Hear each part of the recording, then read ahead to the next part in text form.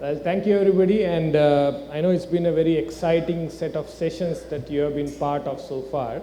So we want to continue that excitement forward, and I think we have a very interesting topic that we are going to talk about now. I mean, over the last 2, 3 decades, Indian GCCs have evolved through being just an outpost of a global organization to being a very critical and strategic part of the value chain that all of these organizations respond, right? And as a result of that, a lot of things have changed, right? We have the development of the primary locations in India like Bangalore, Hyderabad, NCR, Mumbai, etc.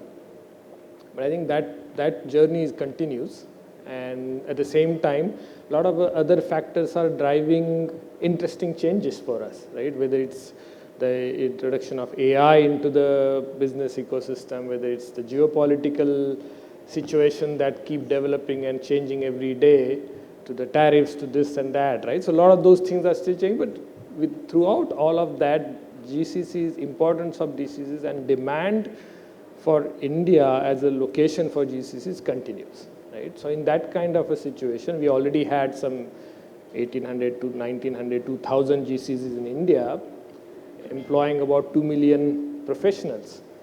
And that is not stopping, that is not slowing. So what is next for Indian GCCs is what we are going to try and explore now. The focus will be, of course, trying to figure out what lies beyond the primary centers, right? And how do GCCs think about this, what are the enabling factors and so on. And I can't think of better panelists or better professionals to talk about in the Fireside chat than Ganpat and Sam, right? Ganpat has seen the journey of Novartis from being one of the first few people who have started the journey in Novartis to having now 15,000 plus people in India who are supporting Novartis. And Sam has been the journey from a JLL point of view, supporting the growth of the GCC. So I think we'll have some very interesting set of discussions. So let's dive right into it. So let's start with the question that we just started talking about, right? How do we start thinking about tier 2 and tier 3 cities, right? And how do you, from a JLL point of view, think about this move that is happening? I mean, we have 95% of the GCCs still in the primary cities, right? The main cities. But now this journey will change and probably accelerate. So how do you see it from your perspective? Good afternoon, everyone. Thanks, Govind, on that. Primarily, when we're looking into the way the GCCs or the occupier segment is actually structured across in the main hubs, of course, there's been almost about 245 million odd square foot of occupancy right now across the country here. And we've seen that year on year, there is about 100 plus or GCCs coming in just last year itself there. So there is these major hubs which are already catering to the larger setups coming in, and there will always be a dearth of expansion where it's limited to a particular asset being ready to take these functions in particular there. The way things been post-pandemic is how the hybrid working has evolved, how the talent has actually moved back and forth to their original places of origins, and how they've been supporting the hubs is also driving this particular movement from the metros to the tier 2 or tier 3 cities. Primarily on the tier 2 front, when we see these emerging markets or emerging cities are actually catering to the development which are driven by the talent which is housed there, and the academias which are actually building those kind of skill sets, or the new set of workforce which is evolving there.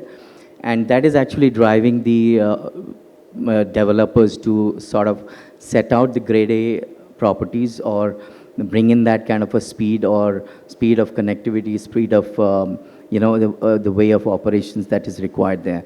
What we have noticed in the recent times is that the GCCs are primarily working as a hub and spoke model, which we noticed that hubs are becoming like the metros where we are operating in Bangalore, Chennai, and Hyderabad.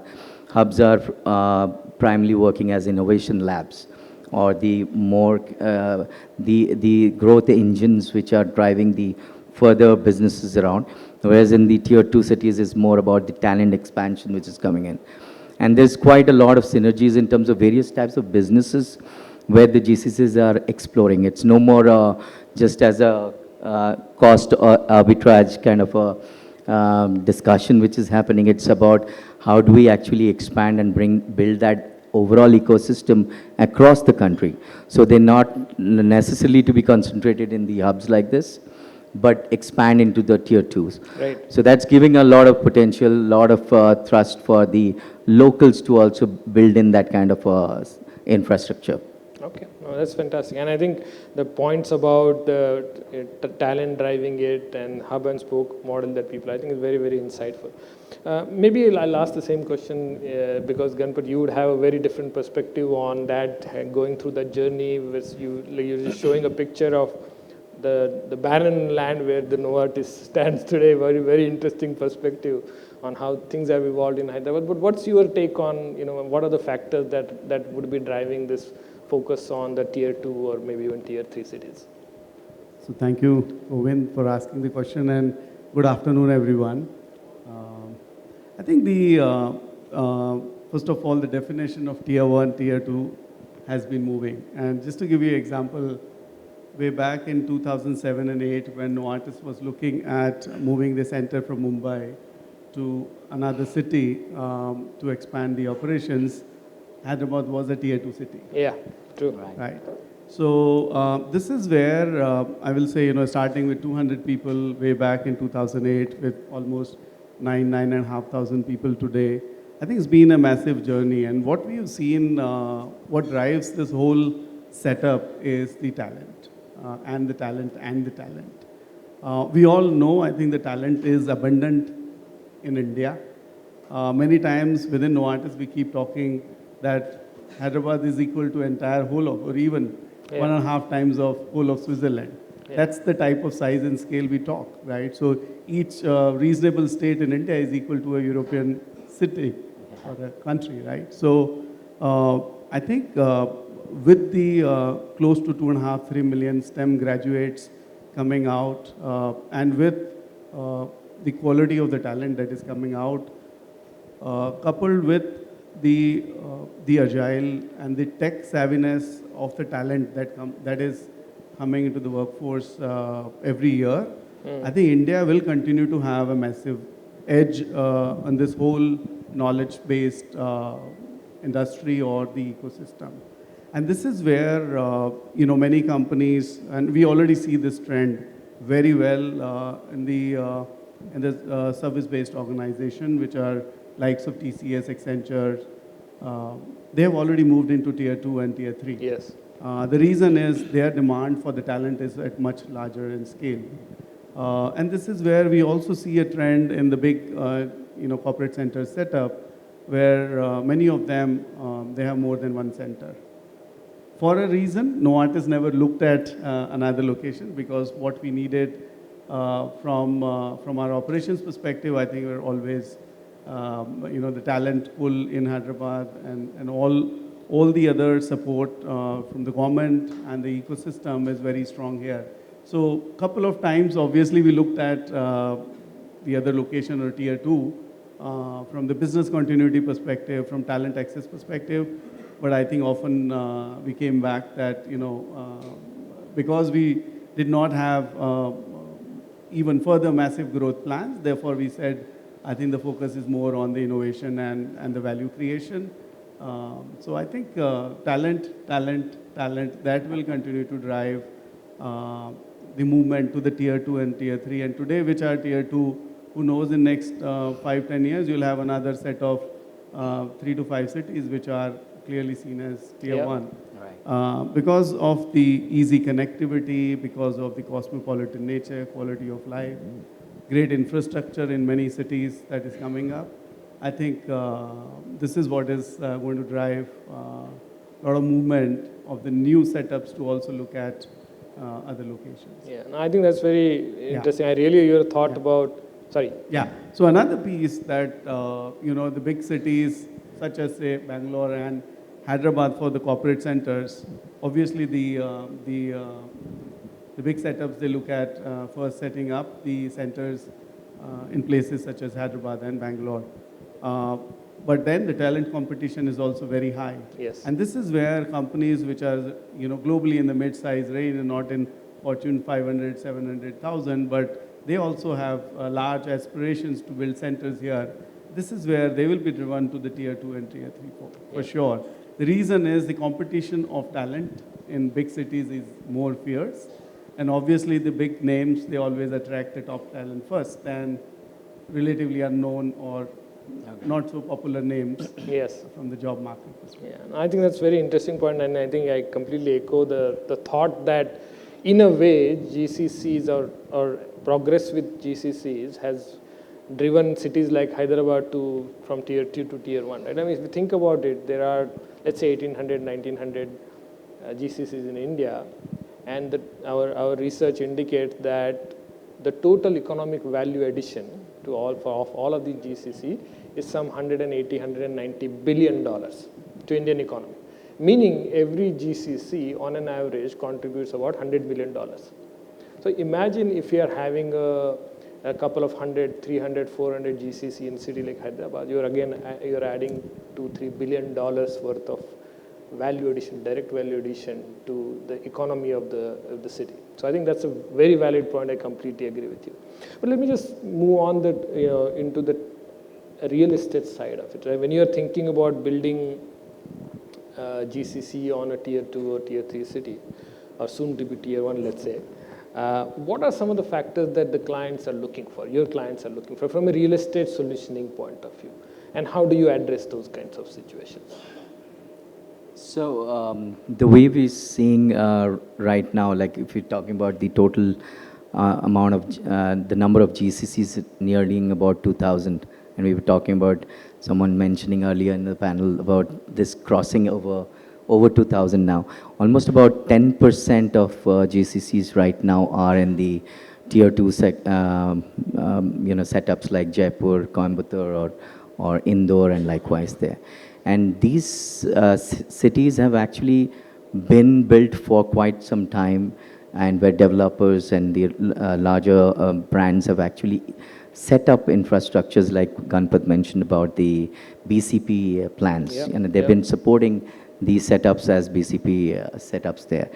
Now, with the growth and expansion that's been looked at in terms of the, as well as the government incentives which are coming in there, there is a lot of impetus which has been put into these cities to develop that infrastructure. As, like any of our, like us as consultants, when we're coming into understanding the needs and the way the likes of Novartis would have grown over the years. And so we've actually been a part of this entire journey to see the fundamental requirement of those businesses at that stage and what it is in today. Yeah. And when we're looking into that entire journey, there is a huge evolution which has happened in the design and the workplaces right now. So of course the talent has got both the flavor of the metros and the non-metros, and there is a demand which is required. For the companies like Novartis and the other GCCs, when you're looking at it, it's very important to kind of spread that same brand value, the vision, the cultural aspects across the different workspaces there. So it's about not tier 2 is being looked at differently. It has to be the same brand identity that it carries through. As well, in terms of bringing in that global culture mixed with the local culture that's there. Infrastructure setup has to be looked at as an ecosystem all through, which is working between the hubs and the spokes are working with the hubs together there. So we actually do not just look at a space and find a space and kind of give that kind of advisory there. It has to be looked into a journey as what the future is looking like. If it's digital friendly, if it's actually having that kind of infrastructure for the growth. And every business, every GCC is different, catering to different types of functions there. Yeah, yeah. So it has to be looked at holistically, almost 360-degree across various verticals, various functions. And like he mentioned about the talent being there, it is a pretty much a people-specific design or people-specific workspace. That's how the philosophy is driven through. Yeah. So we bring in that end-to-end experience, and we cater to that during the searches and kind of setting it up. Yeah, and I think that's a very important point, right? The whole premise being that whether you are in tier 1 or tier 2 or tier 3 city, the employee experience or the productivity that comes from having that setup has to be on par, right? That's a bare minimum point. The other thing also is in terms of when you think about GCCs, I mean, to me, I consider GCCs as really the role models of how the employee experience has been shaping up in India, right? Or even the social responsibility, the whole ESG part of it, the productivity part of it, right? They have always been the role models for the Indian enterprises to follow, really, if I have to say it that way. From a workspace design point of view, which is kind of aiding this employee experience or the sustainability aspects, what are some of the trends that you are seeing as a GLL consultant on how your clients are asking for or how you are, trying to address those? I think the way that we've seen in the recent times, it's the experience diagnostics that we have to actually carry out is very important, because every setup has matured to a certain extent there. And each setup has got a different experience that has that it has seen over the last 4-5 years. So we sort of take through bring in a diagnostic approach to it, to find the 360-degree aspect, whether it's social well-being, mental and physical well-being, or you're talking about social and sustainability aspect of it, or you're talking about the technology, or you're talking about the learning and development which is coming in there. So across that, those parameters is what we actually see how the experiences are coming through. Now coming to the next is about the demography of all these setups. Depending upon how the demography of the setups, the aspect of or the ask of a particular workspace also changes. You've got younger talent working in there, would be more, happy to work on, more collaborative spaces as demanding, or socializing spaces which is demanding. They're not so, averse to the noisy workspaces there. Whereas when you've got a little more matured and experienced workforce, they have a certain demand there. So the approach that we will look at is to do sort of run that diagnostics, run the survey across the various workforces, depending upon the various functions that they're driving, and then build in that blueprint which needs to be looked into as where the investment needs to go in.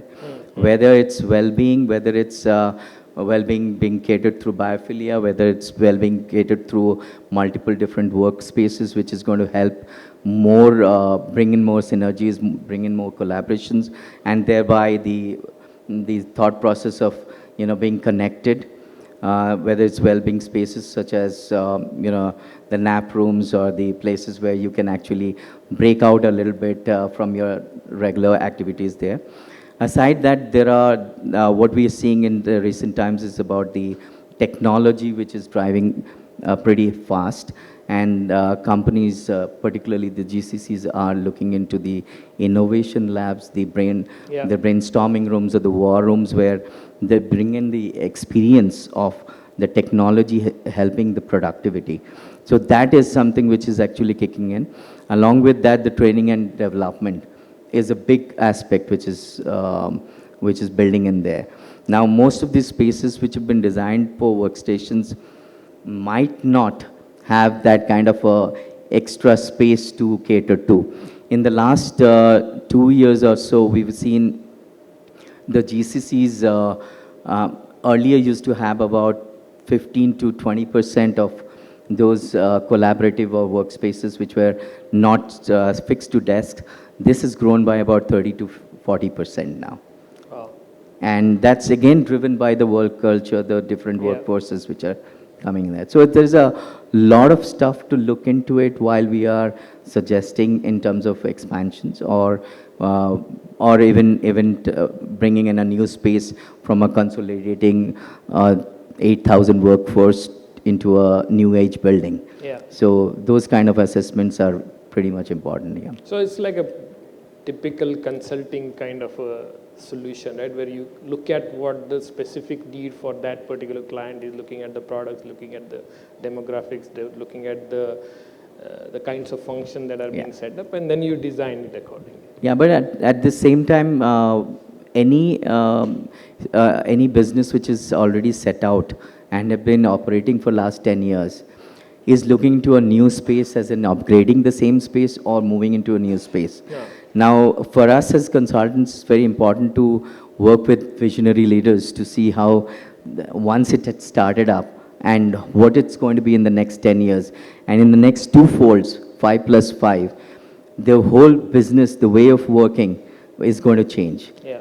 And it's difficult for us as architects or the consultants to bring in that kind of future towards now. Correct. And then set it up. And Correct. so the agility of that workspace is extremely important for us to Of course. look forward to and build in those modularity in that so that business doesn't actually suffer. Like, for example, a place where GCC has been already operating, now there is a space which they would find that they don't need that kind of a space there.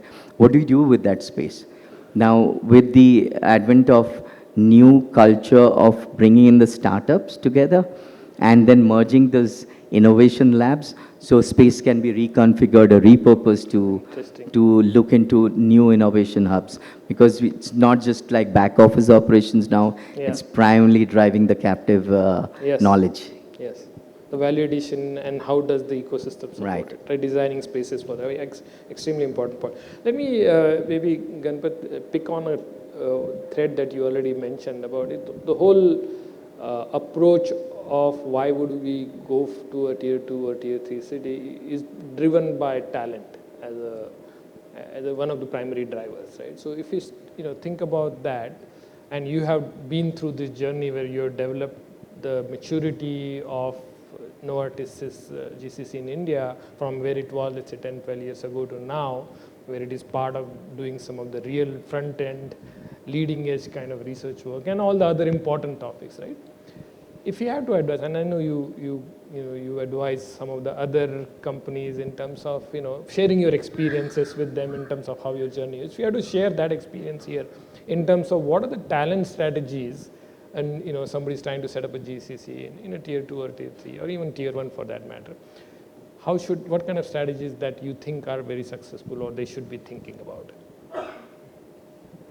So, as I said, I think talent is the reason that GCCs are existing, right? And this is where the strategy to really first absolutely bring the top talent from the ecosystem and from the academia to be able to join your organization.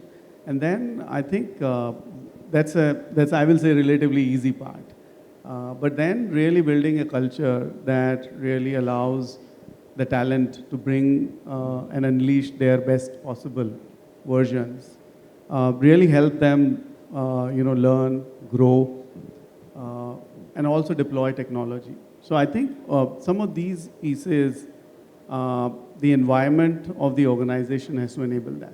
And this is where the culture aspect of any GCC is very, very crucial in a long-term success of the setup.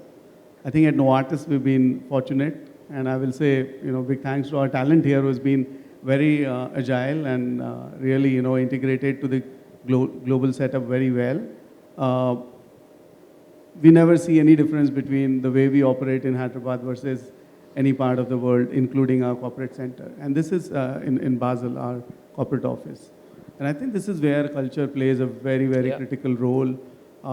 I think, we need to provide this space and environment to the associates to really bring their full potential to the work. A huge amount of, I will say, learning and reskilling. also a massive investment on the leadership development. I think these are some of the elements that have really worked very well for us. A lot of exposure to the global technologies, to the research side, to the core functional knowledge. So when Novartis started almost about 15 years, 20 years back in Hyderabad, the pharma knowledge and the life sciences knowledge of the setup was very, I will say, at the nascent stage. Then there's been a very, I will say, calibrated investment in building skills and especially on the pharma knowledge side over the years. And that really, today is paying super well in a sense.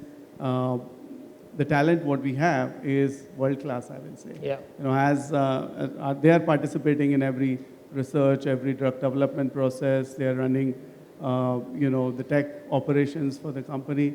So I think from that perspective, the journey of really investing on the talent, giving them a great work environment to bring best themselves, I think that has really paid off super well. I think you made a very, very important point in terms of how importance of culture and being able to create that seamless culture that, it doesn't become just a cost arbitrage, it becomes a talent really, right? Arbitrage in terms of how, where you're operating in Switzerland versus China versus India versus any other part of the world, you see the same quality and bringing the investment, bringing the leadership, bringing the exposure, giving the exposure to them was also very important, I think. So I think that those are some of the very, very important points, and thank you for bringing those up. Let me just ask a last question of our discussion, but it's more about, more and more GCCs don't function as a standalone entity. They're part of the ecosystem, like you mentioned in terms of, how it is part of the innovation that we bring in. And for that, it is important that they are collaborating with the ecosystems and ecosystems of startups, ecosystems of maybe even that involve academia and so on and so on. So in terms of how do you kind of have seen this evolve in terms of the deepening whether it's a startup relationships or integrating them with your operations, etc. How have you seen, or what is your take on how you can make that successful, or how you can make that effective? So I think innovation and the tech agility is one of the reasons, again, why Indian talent is very strong in the GCC space. And I think this is where a lot of internal focus and efforts on having a culture of innovation and mindset of innovation. Also using India as a sandbox to really test fast and fail fast. I think some of these things worked very well for us. We continuously have strong governance while to try at the same time there's a strong ecosystem within the organization to really experiment some of the ideas that our associates have. And then, once these ideas are tested and once we see a little bit of proof of concept working, then we have mechanisms to scale them quickly. Yeah. But I think beyond that, what India offers, I think this is where many of the mature corporate centers are really now pivoting to see the ecosystem of the startup and the tech environment and the tech, I will say, the disruption that the new age startups are bringing. How we can bring some of these technologies or ideas or the innovations to setups such as ours and then scale it up at an enterprise level for Novartis. Yeah. So I think that's a big area of opportunity, and I think we are working with startup like T-Hub and the academia to really accelerate the journey and bring the innovation from the country to accelerate to the world. Yeah, and I think that is probably the successful efforts with the mature organizations such as yours, I think has helped in create that kind of an X factor for India, right? Create that differentiator for India as a hub for GCCs. So let me just, you touched on it, Sam, earlier about, enabling spaces for collaboration with startups, etc. Let's understand that a little bit in terms of how do you see the startup ecosystem can help build or accelerate the infrastructure build out for GCCs? What is your experience been, or how have you enabled that? The way we've seen startup is pretty much like one-stop shop, which is having all functions together. Yeah. Built in, and at a very nascent stage, they would want to cover all functions aside in terms of running that business and setting it up. So by virtue of that, what happens is that the talent that they acquire is sort of a versatile talent and gives an exposure for those talent to grow across multiple functions and different types of, and penetrate into the specific niche aspect which the startup is trying to cater to. By doing so, what's happening is where we're seeing the startups actually building sort of a good talent pool for innovative talent pool to actually grow in, and and kind of support that kind of a business or an initiative for a little longer run there. Now, when we see GCCs working on models which are new age models which are coming in there, they're finding it easier to actually collaborate and talent, kind of map into that talent or map into that business, and kind of bring that kind of innovation into their setups there. Now, it all depends as what maturity where the GCC is already operating. Certain functions, certain businesses are already having that kind of a talent bank to develop and evolve at their technology platforms or their functions which they are supporting to the global businesses. Whereas when there are certain ones which are starting up right now or in the last few years, they're finding it easier to collaborate and dovetail into that. By virtue of having a startup looking out for a particular space in any, say for a major hubs, they would want to go into a space which is economically viable for them to work in there. So there are setups which are like the developers having their, like he was mentioning about a T-Hub coming in, which is supporting the startups in ecosystem in particular. There are flexible operators, office operators, or the co-working operators who have actually really grown exponentially in India to support that kind of a first start or to any systems there.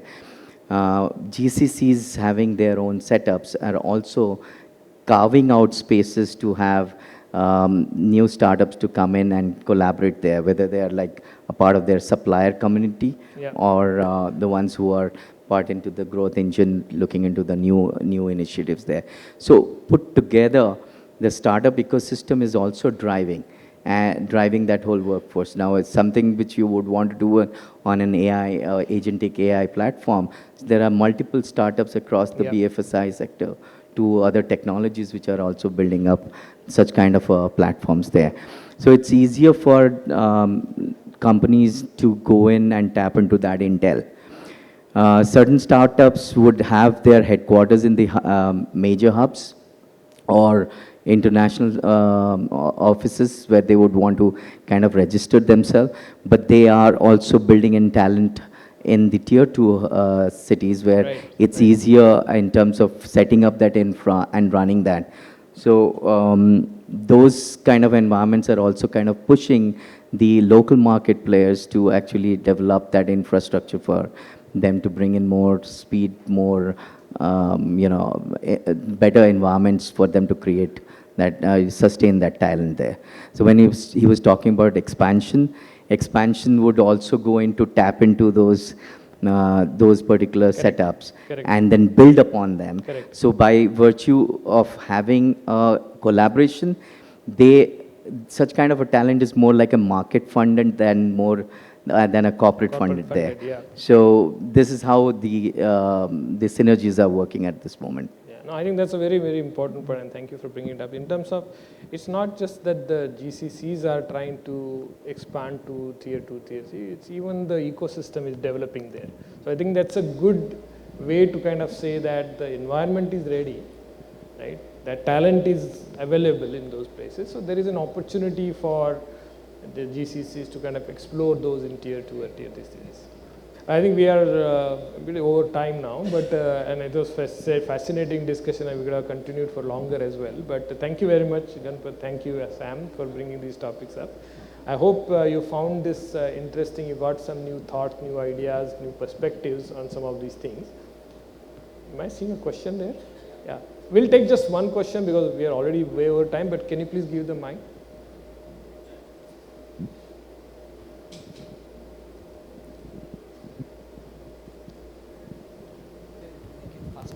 Yeah. So my Just question. tell about yourself, who you are. Yeah, I'm Amulya. I'm from Sanofi. Okay. My question is specifically on the talent. I think that we discussed, right? So for an established GCC, when they see some of the competitors also coming on their way and the same street or something, and the talent dearth, we all realize. I mean, we speak it explicitly or not, but then there is a talent dearth, even any cities that we're talking about in India. How does the existing GCC see that as a threat when their competitor just opens up right there?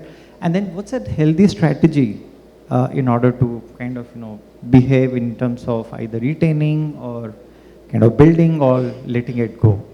Just wanted to hear the Were you able to perspective. capture the question? Because I know he was Yeah, absolutely. Good, go ahead. Coincidentally, I had a discussion with Sanofi's chairman 2 days back, and with life sciences ecosystem leaders also.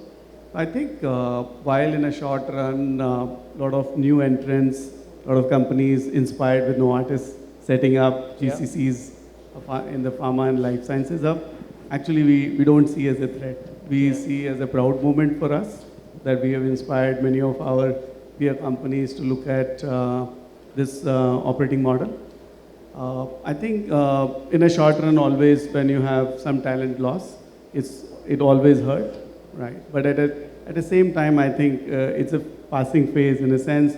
Next 2-3 years might be that, especially in the pharma and life sciences hub, there could be some movement and attrition around.